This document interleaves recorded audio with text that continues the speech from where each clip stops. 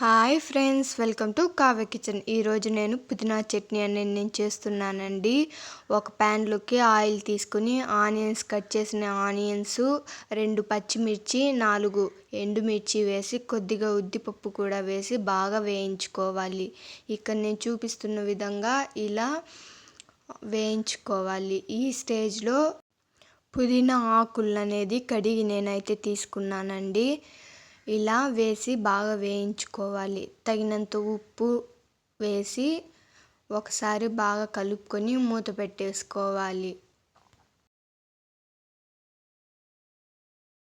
మధ్య మధ్యలో ఇలా కలుపుకుంటూ వేయించుకోవాలి.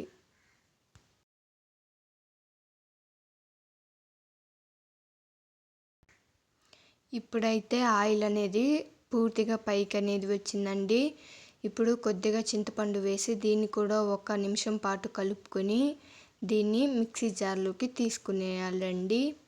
ఇక్కడ నేను చూపిస్తున్నాను కదా, ఈ మిశ్రమాన్ని అయితే నేను ఇప్పుడు మిక్సీ జార్లోకి తీసుకొని గ్రైండ్ చేసేసుకుంటున్నాను. అంతేనండి, పుదీనా చట్నీ అనేది రెడీ అయిపోయింది.